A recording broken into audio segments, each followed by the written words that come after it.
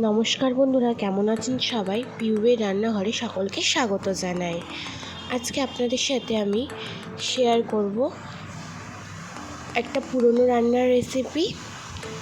আর এই রেসিপিটা প্রায় এই সময় সবার বাড়িতেই হয়ে থাকে। আর এইটার নাম অনেকে আবার ঘ্যাটকল পাতা বা খারকোল পাতা নামেও চেনে।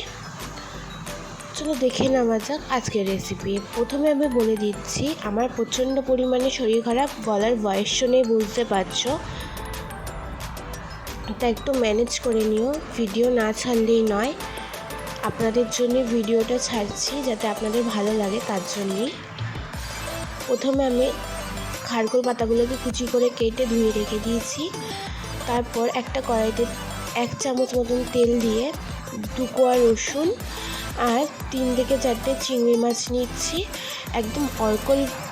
একদম অল্প খারকোল পাতা যেহেতু আছে, ওই জন্যই বেশি লাগবে না। আপনারা যে যার মতন পরিমাণ মতন বুঝে নিয়ে নেবেন। তারপর চিংড়ি মাছটা আর রসুনটা ভাজা হয়ে গেলে এরপর দেবো এর মধ্যে ঘ্যাটকল পাতাগুলো।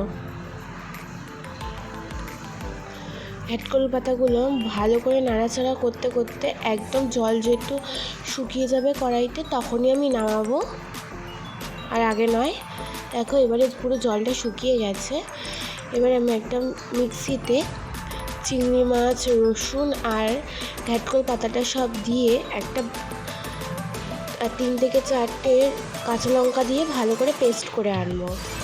এবার আবারও ওই কড়াইতে 1 টেবিল চামচ তেল দিলাম। তেল দেওয়ার পর ভালো করে এপাশ ওপর ঘুরিয়ে নিয়ে গরম হয়ে এলেই ওর মধ্যে দেবো ঘ্যাটকল পাতাটা। এবার আমি ভালো করে নাড়াচাড়া করে নেব।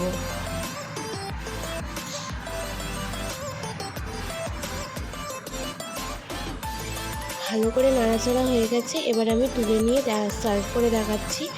আশা করি আপনাদের আজকের ভিডিও ভালো লেগেছে। যদি আজকের ভিডিও আপনাদের ভালো লেগে থাকে, please like, comment and share, আর অবশ্যই চ্যানেলটি সাবস্ক্রাইব করে দেবেন।